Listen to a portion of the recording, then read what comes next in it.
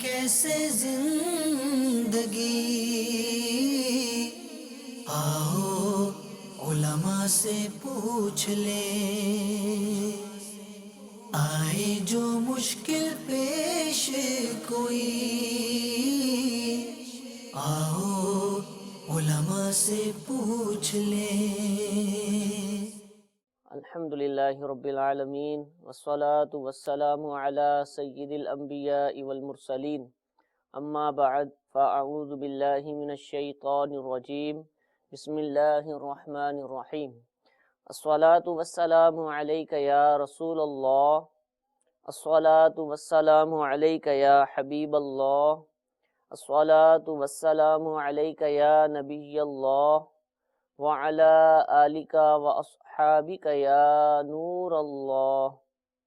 پیارے اور محترم اسلامی بھائیوں، مدنی چینل کے ناظرین، دارالافتاء اہل سنت سلسلے کے ساتھ ایک مرتبہ پھر حاضر ہیں۔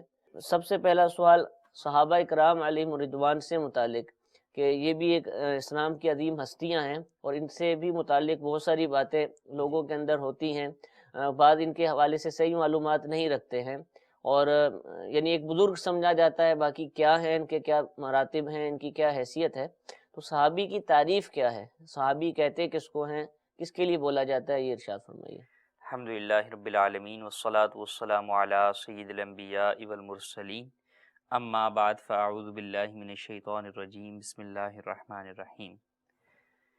بالکل نبی کریم صلی اللہ تعالی علیہ وآلہ وسلم کے اصحاب کا، صحابہ کا بہت بڑا مرتبہ ہے، اور ہم تک دین پہنچنے میں ان کی بہت بڑی جو ہے وہ کوششیں ہیں کہ انہوں نے اپنا گھر بار چھوڑ کر دین اسلام کی تبلیغ کے لیے، خدمت کے لیے باہر نکلے اور ہجرتیں کی، جس کی بدولت، جس کے صدقے میں آج ہم جو ہے وہ دین اسلام سے آشنا ہیں، احکام اسلام سے آشنا ہیں۔ اور صحابہ کرام کے مرتبے کے تو کیا کہنے ہیں کہ صحابہ نے نبی کریم صلی اللہ علیہ وسلم کی ہر ادا کو، سیرت کے ہر گوشے کو جو ہے وہ لوگوں کو بیان کر دیا، کہ اولاً تو انہوں نے کس طرح رسول اللہ صلی اللہ علیہ وسلم کی صورت کو ملاحظہ کیا، کس غور کے ساتھ، کس فکر کے ساتھ، کہ ایک ایک بات بتایا کرتے تھے کہ حضور یہ کام کس طرح کرتے تھے، حضور چلتے کس طرح تھے، گفتگو کیسے کرتے تھے، مسکراتے کیسے تھے۔ تو یقیناً ایک مسلمان کے لیے صحابہ کرام علیہم رضوان کا شکریہ ادا کرنا بھی اس پر لازم ہے، اور ان کے بارے میں عقائد اور معلومات رکھنا بھی یہ ضروری ہے، ان کی سیرت بھی جاننا ضروری ہے۔ اب صحابی کسے کہتے ہیں؟ تعریف کے اعتبار سے وہ شخص جس نے حالت ایمان میں نبی کریم صلی اللہ علیہ وسلم کی صحبت پائی، ٹھیک ہے، اور اور پھر حالت ایمان میں ہی اس کا انتقال ہوا، وہ صحابی رسول ہیں۔ ٹھیک ہے، اگر کسی نے جو ہے وہ آپ علیہ الصلاۃ والسلام کی جو ہے وہ زمانہ تو پایا لیکن حضور کی صحبت نہ پائی، زیارت نہ کر سکا، زیارت نہ کر سکا، حضور کے پاس حاضر نہ ہو سکا، تو وہ صحابی نہیں۔ جیسے حضرت اویس قرنی رضی اللہ تعالیٰ عنہ حضور کے زمانے میں اس دنیا میں موجود تھے، لیکن چونکہ زیارت اور صحبت سے جو ہے وہ مشرف نہ ہوئے، اس لیے صحابی کے درجے پر نہیں، البتہ خیر التابعین کہا گیا، تابعین میں جو ہے وہ سب سے بہتر اور افضل جو ہے وہ کہا گیا۔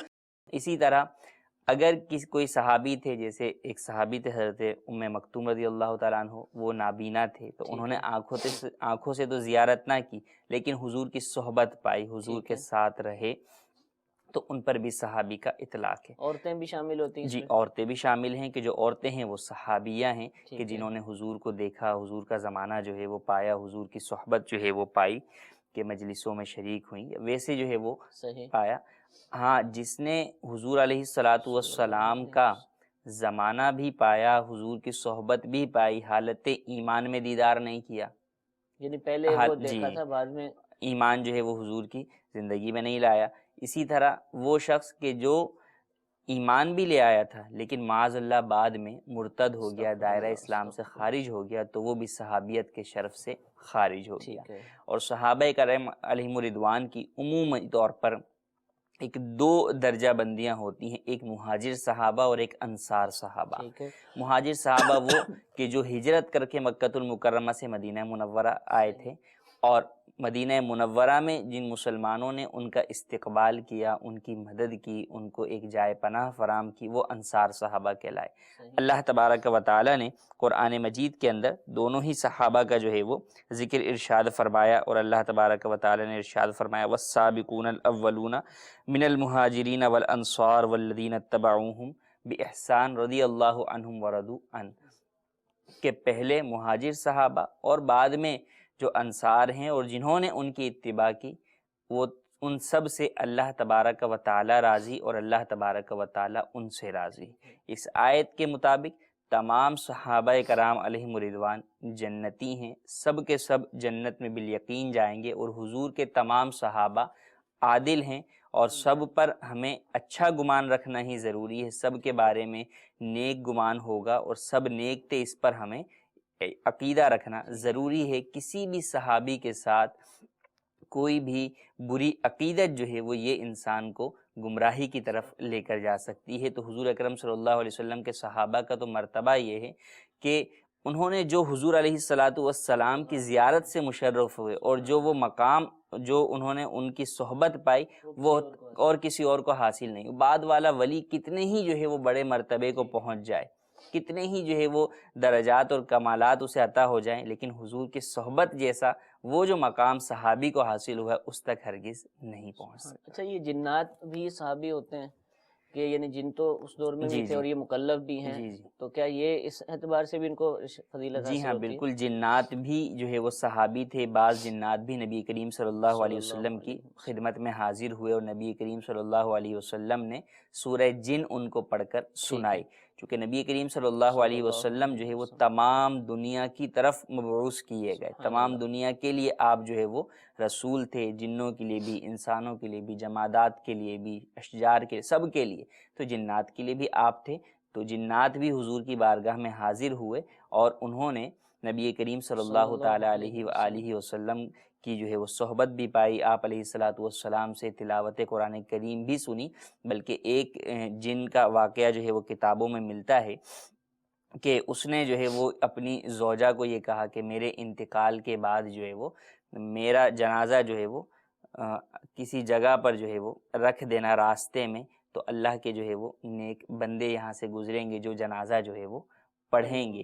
تو پھر کوئی کسی صحابہ کرام علیہم رضوان کا گزر ہوا وہاں سے، تو وہاں پر پھر یہ آواز ہے کہ رسول اللہ صلی اللہ علیہ وسلم کا فرمان سچ ہوا، کہ فرمایا کہ ایسی جگہ یہ مرے گا کہ وہ ویران اور بیابان ہوگا، لیکن میرے صحابہ میں سے اس کے اوپر لوگ جنازہ جو ہے وہ پڑھیں گے۔ تو اس طرح کے کئی جو ہے واقعات بھی ملتے ہیں۔ تو جنات کے اندر بھی صحابہ کرام علیہم رضوان تھے۔ اب جنات کی تو تعداد ہمیں نہیں پتہ، کیونکہ وہ نظر عام طور پر انسانوں کو کم آتے ہیں۔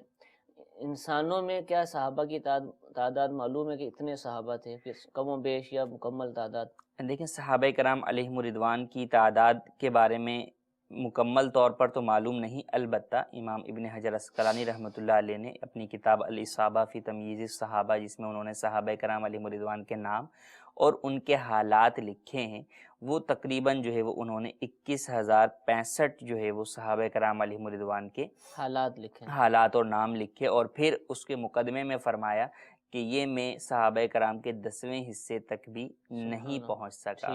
تو اگر بالفرض اس کو 10واں بھی مانے تو بھی اگر اس کو 10 سے ضرب دیں 2,10,650 کی تعداد بنے گی، مگر اس سے زیادہ بھی تعداد ہو سکتی ہے جو ہمیں معلوم نہیں، لیکن ایک آئیڈیا کے لیے، اندازے کے لیے، جس طرح امام ابن حجر عسقلانی نے ذکر کیا، تو اس سے یہ پتہ چلتا ہے کہ کم از کم 2,65,000 صحابہ کرام علیہم رضوان تو موجود جماعتوں کی جماعتیں آتی جی، جماعتیں آتے، اور بعض ایسے آتے جنہوں نے ایک ہی مرتبہ جو ہے وہ زیارت کی اور پھر وہ اپنے علاقوں میں چلے گئے، اور پھر وہ جو ہے وہ تبلیغ دین کے اندر مصروف رہے اور دور دراز کے علاقوں کے اندر چلے گئے، اور جس کی بدولت آج ہم تک دین اسلام پہنچا ہے۔ سبحان اللہ۔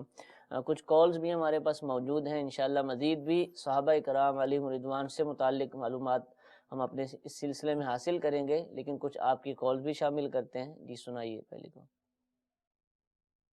السلام علیکم ورحمۃ اللہ وبرکاتہ۔ وعلیکم السلام ورحمۃ اللہ وبرکاتہ۔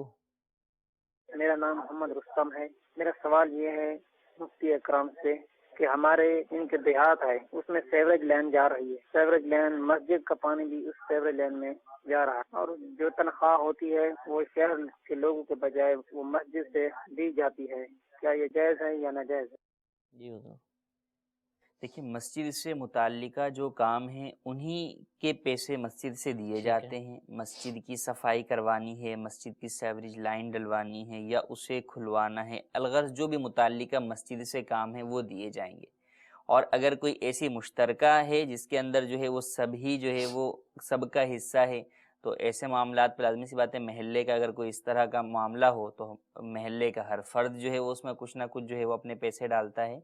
تو اگر مسجد کا بھی اس میں ہے تو جس طرح دیگر اہل محلہ سے لیا جائے گا، یوں ہی مسجد سے بھی جو ہے وہ کچھ مقدار کے اندر جو ہر ایک فرد پر ڈیوائیڈ ہوتی ہے اس اعتبار سے مسجد کی بھی جو ہے وہ پیسے لے لیے جائیں. لیکن یہ کہ اہل محلہ اور اہل شہر سب جو ہے وہ ایک طرف ہو جائیں اور مسجد کے اوپر یہ بوجھ ڈال دیں کہ جناب مسجد جو ہے وہ اس اخراجات کو پورا کرے، یہ ہرگز درست نہیں ہے. اور اس میں بعض لوگ ہو سکتا ہے یہ سمجھیں کہ جناب مسجد کو پیسہ تو ہم ہی دیتے ہیں نا، چندہ تو ہم ہی دیتے ہیں، تو اگر مسجد ہمارا یہ تھوڑا سا خرچہ اٹھا لے گی تو کیا ہو جائے گا. دیکھیں مسجد اللہ تبارک و تعالیٰ کا گھر ہے، اس کی اپنی ملکیت ہے. صحیح. اس کا یہ مطلب نہیں ہے کہ ہم مسجد سے چندہ دے رہے ہیں تو ہم مسجد پہ احسان رکھ رہے ہیں. اللہ پر احسان کے کیا معنی؟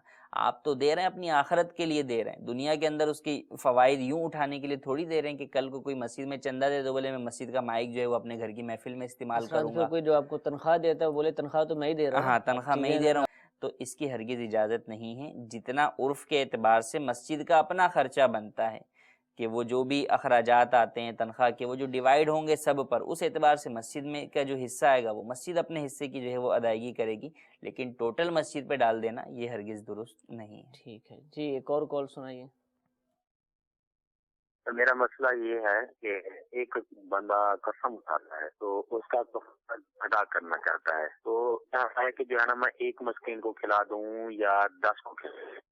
قسم کا کفارہ کیسے ادا کریں؟ دیکھیں قسم کا کفارہ 10 مسکینوں کو 2 وقت کا کھانا کھلانا ہے، یا 2 وقت کے کھانے کی جگہ ایک صدقہ فطر کی مقدار ہر ایک مسکین کو دے. ٹھیک ہے. اگر ایک ہی مسکین کو ایک ہی دن میں 10 کفارے 10 جو ہے وہ صدقہ فطر کی مقدار دے دی تو کفارہ ایک صدقہ فطر ایک مسکین کا ادا ہوگا، 10 کا ادا نہیں ہوگا.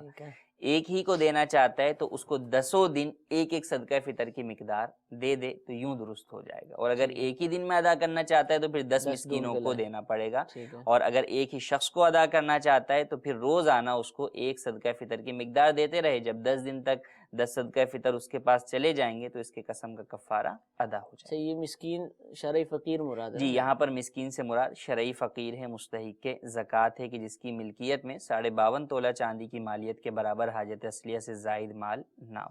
ٹھیک ہے. اور یہ خود ادا کریں تو اس کا اعتبار کر لیں، اور اگر کسی مدرسے وغیرہ میں دیتے ہیں تو وہاں ناظم صاحب یا جس کو بھی آپ دے رہے ہیں اس کو صراحت کر دی جائے، بتا دیا جائے کہ یہ میں قسم کے کفارے کی رقم ادا کر رہا ہوں، اس کو اس کے طریقہ کار کے مطابق ہی ادا کیا جائے، تاکہ وہ بھی اس کو پھر اسی مطابق 10 مسکینوں کو دے دیں یا پھر ایک کو 10 دن تک دیتے رہیں، تاکہ صحیح انداز سے آپ کے کفارے ادا ہو سکیں.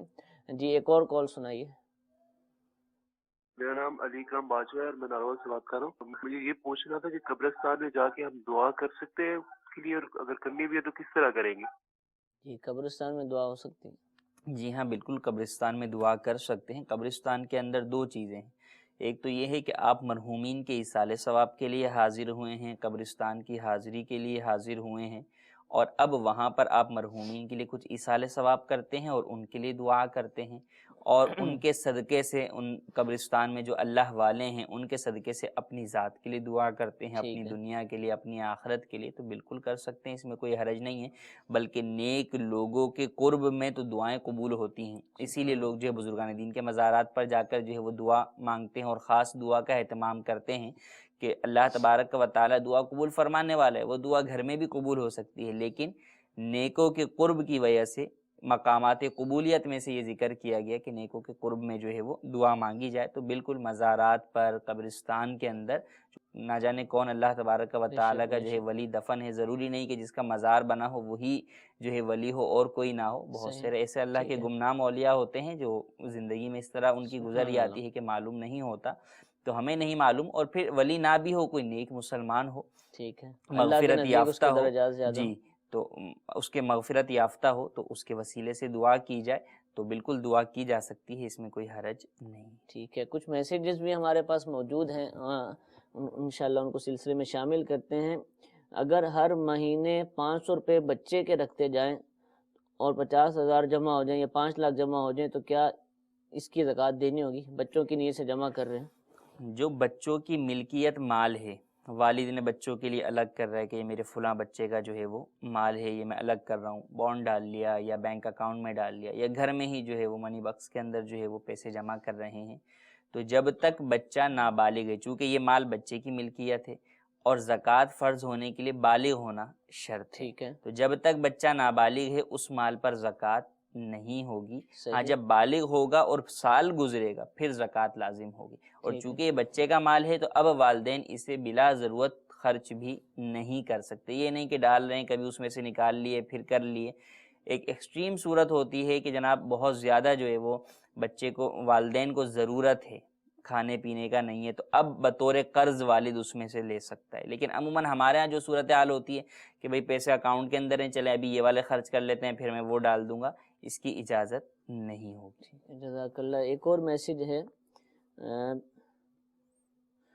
کہ اگر کسی کو پیسے ادھار دیے ہیں تو کیا اس پہ زکوٰۃ بنتی ہے، اور سونے کی کتنی زکوٰۃ ہے؟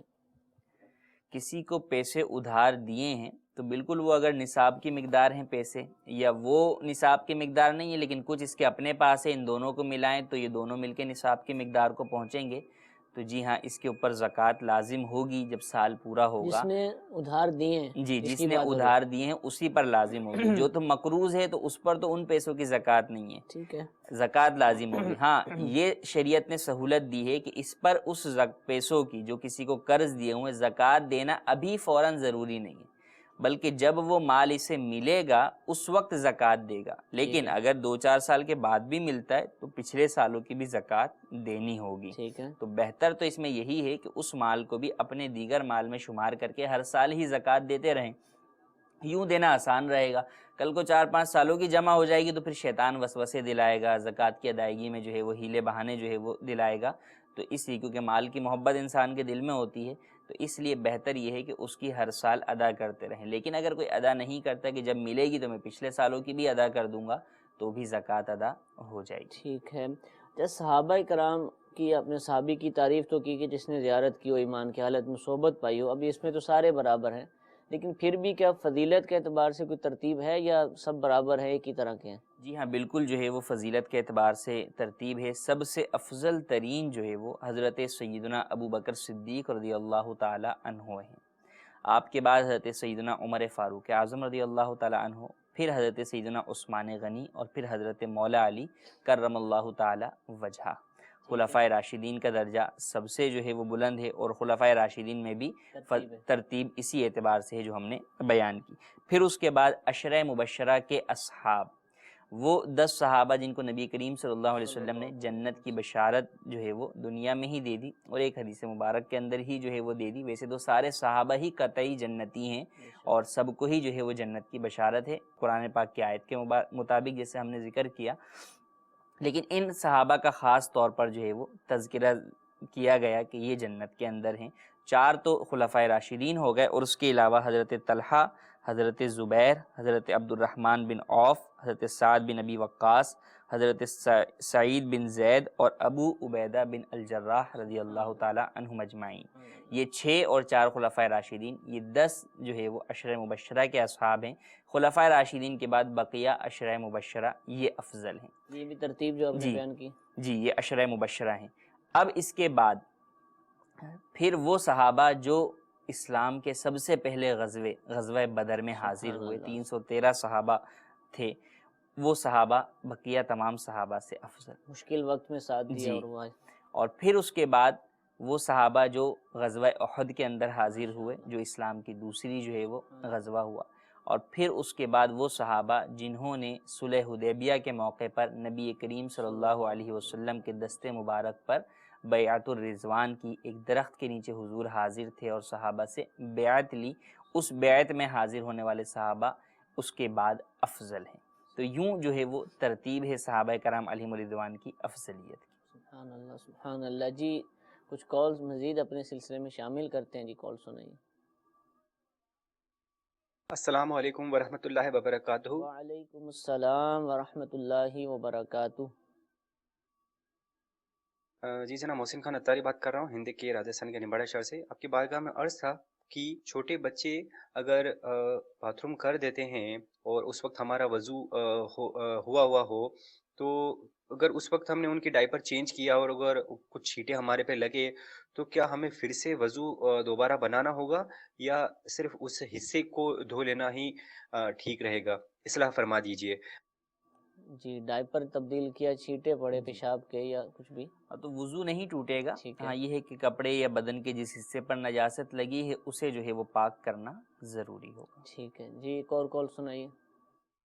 اقبال اتاری بول رہا ہوں، ضلع بھاور نگر سے مرزاباد. ہمیں ایک سوال ہے سر، یہ جو زکوٰۃ ہوتی ہے پیسوں کی زکوٰۃ، تو ایک آدمی کے پاس 1 لاکھ روپے تھا، اگر دوسرے سال وہ زکوٰۃ اس نے ادا کر دی 1 لاکھ روپے کی، اگر دوسرے سال بھی وہی لاکھ اس کے پاس پڑا ہے اس میں زکوٰۃ دینی پڑے گی، دوبارہ پھر اس کو دینی پڑے گی اسی لاکھ کی؟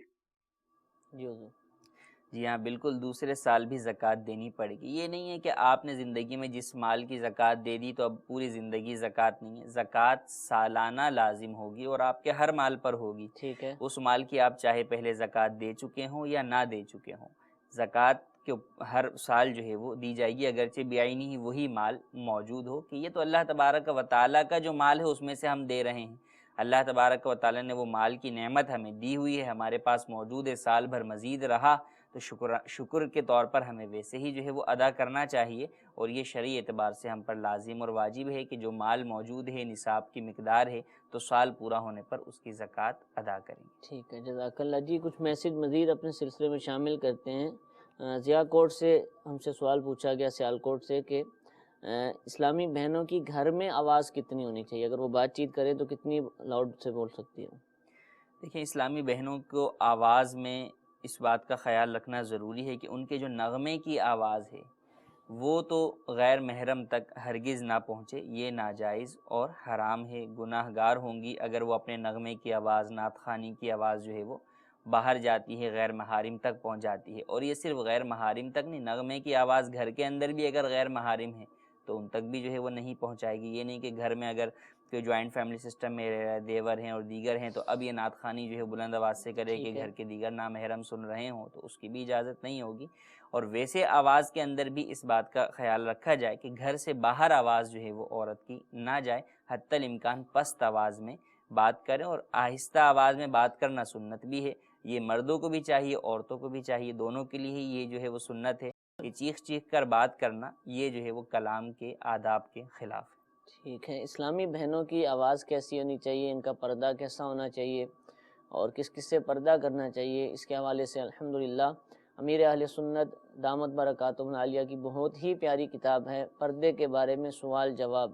یہ مختلف زبانوں میں ٹرانسلیٹ بھی ہو چکی ہے اور دعوت اسلامی کی ویب سائٹ پر بھی موجود ہے. اور الحمدللہ دارالافتاء اہل سنت کی اپلیکیشن کے اندر جو بک سٹور ہے اس کے اندر بھی یہ کتاب موجود ہے. اس کو آپ ضرور پڑھیے.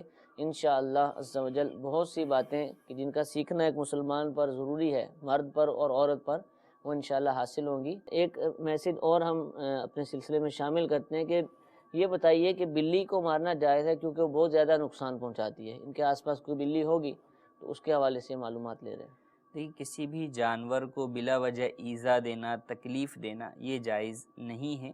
نبی کریم صلی اللہ علیہ وسلم نے تو ذبح کے وقت جو ہے وہ رحم کرنے کا حکم دیا کہ اس وقت تیز دار چھری سے جو ہے وہ تیز ذبح کریں تاکہ جلد از جلد جو ہے اس کی جان نکل جائے، اس کو تکلیف جو ہے وہ کم سے کم ہو. ٹھیک ہے. تو اب بلی نقصان پہنچا رہی ہے، تنگ کر رہی ہے، تو اب اس کو پتھر مارنا یا اس کو جو ہے وہ ڈنڈوں سے مارنا یہ تو واضح طور پر ظلم ہے. اسلام میں اس کی ہرگز اجازت نہیں ہے.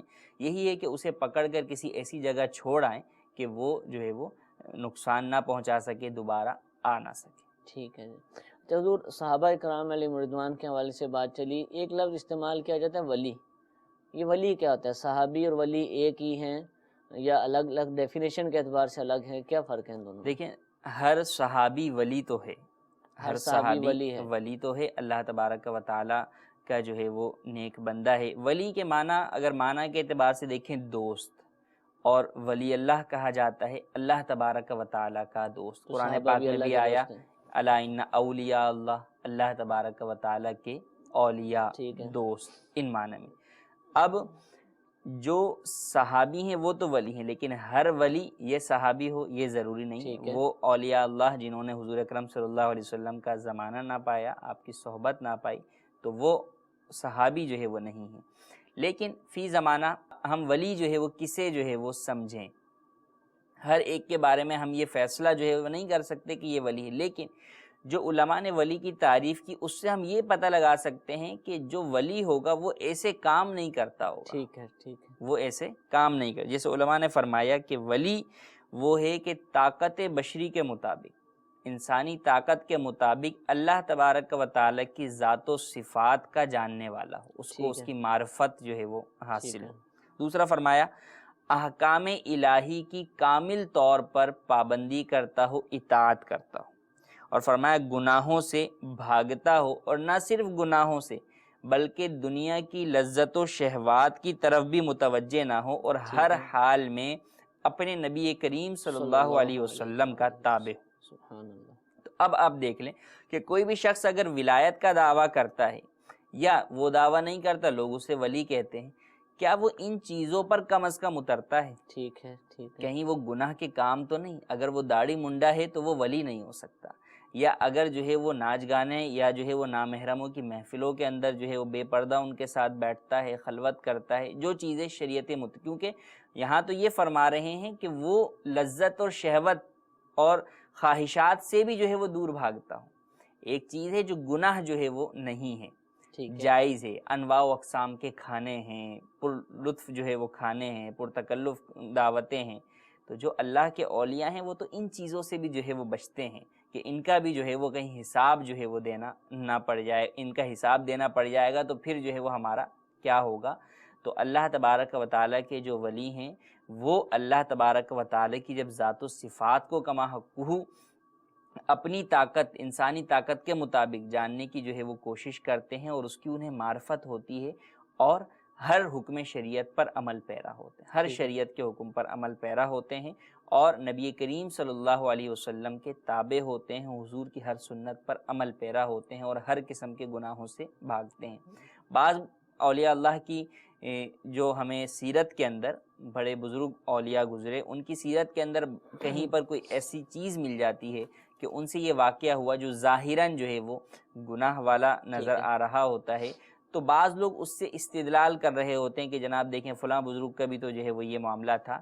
تو وہ اس بات پر محمول ہوتا ہے کہ اللہ تبارک و تعالیٰ کے عشق کے اندر، اللہ تبارک و تعالیٰ کی محبت کے اندر وہ اس قدر جو ہے وہ فنا ہو چکے ہوتے ہیں کہ جذب کی کیفیت ہو جاتی ہے، ان کی عقل جو ہے وہ زائل ہو جاتی ہے، اور جب عقل زائل ہو جائے تو بندہ مکلف ہی نہیں رہتا، اس پر احکام شریعت نافذ نہیں ہوتے. احکام شریعت ہوش و حواس والے پر ہی ہیں. دیکھیں نا، جو پاگل اور مجنون ہے اس کے اوپر کوئی حکم جو ہے وہ نہیں ہے. تو اگرچہ وہ پاگل و مجنون تو نہیں، لیکن اس محبت الہی کی وجہ سے، عشق الہی کی وجہ سے ان کی جو عقل جو ہے وہ زائل ہو گئی. تو اب اس دورانیے میں ان کی اگر کوئی نماز چھوٹ گئی یا ان سے کوئی ایسا کام ہو گیا تو اس کو دلیل نہیں بنایا جائے گا.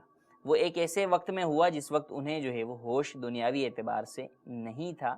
تو لیکن کبھی بھی یہ آپ نہیں دیکھیں گے کہ اولیاء اللہ کی سیرت کے اندر کہ وہ ہوش و حواس میں ہوں ہر اعتبار سے، اور پھر ان سے کوئی حکم شریعت چھوٹا ہو، ہرگز. بلکہ وہ تو چھوٹی چھوٹی سنتوں پر، مستحبات پر، نوافل کے اوپر جو ہے وہ اس قدر کثرت کیا کرتے تھے کہ انسان حیران رہ جاتا ہے کہ اللہ کے اولیاء کس طرح جو ہے وہ اللہ تبارک و تعالیٰ کی عبادت میں ہر وقت مصروف عمل رہتے ہیں. اچھا، ولی بھی اللہ کا نیک بندہ، صحابی بھی، کیا کہ ولی مرتبے میں صحابی سے بڑھ سکتا ہے کہ اعمال کرتا ہو بہت زیادہ؟ آپ نے فرمایا نا کہ کئی صحابہ ایسے تھے کہ وہ صرف زیارت کر کے چلے گئے، جی، اور اس کے بعد ہو سکتا ہے انتقال بھی ہو گیا کئیوں کا، بعض زیادہ ایسے عمر کہ نہ پا سکے ہوں، بعض ایسے کہ غزوے میں حاضر ہوئے، حضور پر ایمان لائے اور شہید ہو گئے، کوئی عمل کا موقع نہ ملا. اور ادھر یہ اللہ کے ولی ہیں جو برسوں تک اللہ کی عبادت کرتے رہے، تو فضیلت کیا کس کی زیادہ ہوگی؟ دیکھیں، اولاً تو ولایت بھی کسبی نہیں ہے. یعنی یہ نہیں ہے کہ کوئی 1000 نفل پڑھ لے، 1,00,000 نفل پڑھ لے تو جناب ولی بن جائے گا، ایسا نہیں ہے. ٹھیک ہے اللہ تبارک و تعالیٰ کی طرف سے وہبی ہے، عطا کردہ ہے، اللہ جسے چاہتا ہے اسے دیتا ہے. ٹھیک ہے تو یہ عبادت کے ذریعے سے ولایت کا کوئی مرتبہ پالے یہ ہرگز ضروری نہیں ہے. ہاں اللہ تبارک و تعالیٰ جسے دیتا ہے ولایت وہ پھر اللہ کا بہت نیک بندہ ہوتا ہے، عبادات کے اندر وہ لگ جاتا ہے. کیوں؟ کیونکہ وہ اللہ کا دوست ہوتا ہے، تو پھر دوست کا قرب حاصل کرنے کی کوشش کرتا ہے. اور اللہ تبارک و تعالیٰ کا قرب فرائض کے بعد نوافل کے ذریعے سے جو ہے وہ ملتا ہے. لیکن کوئی ولی کتنے ہی بڑے مرتبے کا ہو، صحابی کے مقام کو نہیں پہنچ سکتا. صحابی کو جو حضور کی زیارت کا جو مقام حاصل ہوا، صحابیت کا جو درجہ حاصل ہوا، جن کے بارے میں قرآن پاک کی آیات نازل ہوئیں، اس کو ہرگز نہیں پہنچ سکتا. ٹھیک ہے، جزاک اللہ. کچھ قول اپنے سلسلے میں مزید شامل کرتے ہیں، جی سنائیے. میرا نام محمد شہروز طارق ہے. میں نے یہ مسئلہ بتانا تھا کہ امام صاحب کو اگر قرات نہ آتی ہو تو کیا ان کے پیچھے نماز ہو جائے گی؟ جی امام قراءت نہیں کر سکتے. اب کیا نہیں کر سکتے یہ وضاحت نہیں ہوئی. جی دیکھیں، قرات نہیں آتی یعنی قرات آتی تو ہوگی، درست نہ آتی ہو، یا اس کو لے اور طرز جس کو سمجھتے ہیں شاید ہاں یہ بھی ہو سکتا ہے کہ امام صاحب کو جو امام ہے تو کچھ تو قرآن پڑھتے ہی ہوگا نا. لازمی سی بات ہے.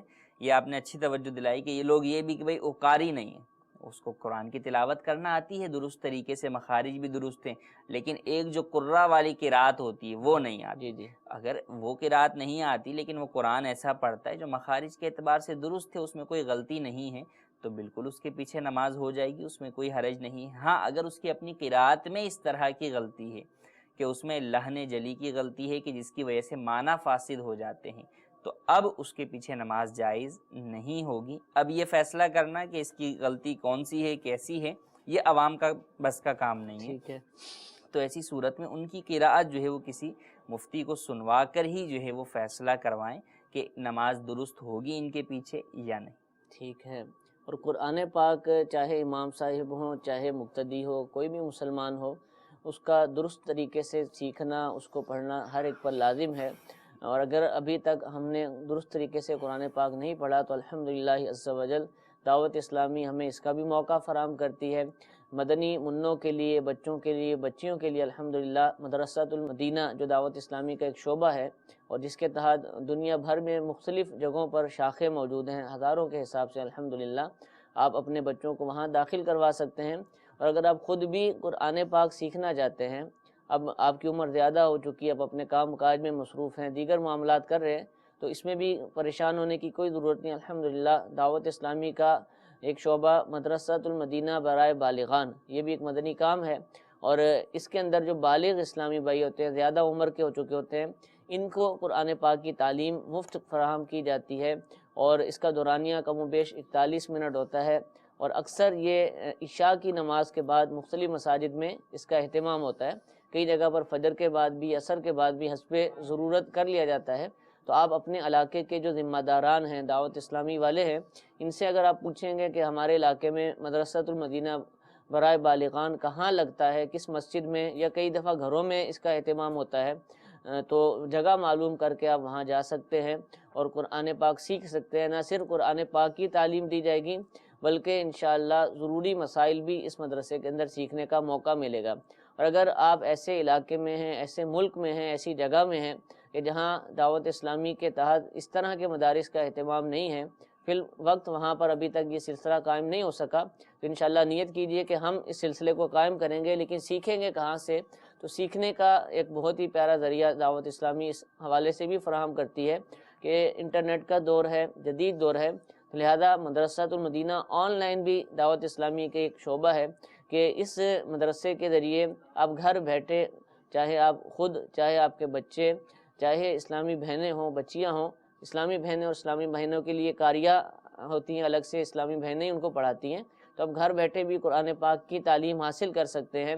تو اس کے لیے آپ کو دعوت اسلامی کے ویب سائٹ پر مدرسۃ المدینہ آن لائن کا جو پیج ہے، اس کی ویب سائٹ ہے، اس پر آ کر اپنی رجسٹریشن کروانا ہوگی، اور جب آپ کا داخلہ ہو جائے گا تو آپ کو یہ تعلیم بھی فراہم کی جائے گی. تو ان ذرائع کے ذریعے اگر ہم چاہیں تو قرآن پاک کی درست تعلیم ہم حاصل کر سکتے ہیں اور دوسروں کو بھی سکھا سکتے ہیں کہ حدیث پاک کا مفہوم ہے کہ تم میں سے بہتر وہ ہے کہ جس نے قرآن سیکھا اور دوسروں کو سکھایا. تو اگر ہم نے قرآن پاک کو نہیں سیکھا، نہیں پڑھا، تو آج سے نیت کر لیجئے کہ انشاءاللہ ہم اچھے طریقے سے قرآن پاک پڑھیں گے، چاہے ہم امام ہوں، چاہے ہم مقتدی ہوں۔ تو آخر میں ایک ترغیب کہ الحمدللہ دارالافتاء اہل سنت جس کا آپ سلسلہ دیکھ رہے ہیں، اس کی ایک اپلیکیشن بھی، موبائل اپلیکیشن بھی الحمدللہ اس کا اجرا کیا جا چکا ہے، شروع ہو چکی ہے۔ اینڈرائیڈ ہوں، ISIO موبائل رکھتے ہوں، کوئی بھی آپ کے پاس ڈیوائس ہو، اس کے لیے الحمدللہ یہ اپلیکیشن موجود ہے۔ آپ جو متعلقہ اس کا اسٹور ہے، پلے اسٹور پر جائیں یا ایپل اسٹور پر جائیں، یا دعوت اسلامی ایپس جو دعوت اسلامی کی ویب سائٹ کا حصہ ہے، وہاں سے بھی آپ اس کو حاصل کر سکتے ہیں۔ اور اس میں ہمارے جو یہ سلسلے آپ دیکھ رہے ہیں، اس کے مدنی گلدستے کلپس آپ دیکھ سکیں گے، دارالافتاء اہل سنت کے جو ہیں فتاوی بھی آپ ملاحظہ کر سکیں گے، بہت ساری کتابیں کہ جو ضروری ہیں جن کا پڑھنا، وہ بھی انشاءاللہ اس اپلیکیشن کے اندر، اور بہت کچھ ایسا کہ جو آپ سیکھنا چاہتے ہیں، دیکھنا چاہتے ہیں، سننا چاہتے ہیں، ہماری اس اپلیکیشن کا حصہ ہے۔ تو آپ دارالافتاء اہل سنت اس اپلیکیشن کو فوری طور پر اپنے موبائل میں ڈاؤن لوڈ کیجئے، اور اس کی ترغیب بھی دیگر اپنے مسلمان بھائیوں کو دلائیے، انشاءاللہ نیکی کا کام کرنے کا ثواب ضرور حاصل ہوگا۔ اللہ تعالی ہم سب کو عمل کی توفیق عطا فرمائے، آمین بجاہ النبی الامین، صلو علی الحبیب صلی اللہ تعالی علی محمد صلی اللہ علیہ وسلم۔ پوچھ لے گزارے کیسے زندگی، آؤ علماء سے پوچھ لے، آئے جو مشکل پیش کوئی، آؤ علماء سے پوچھ لے۔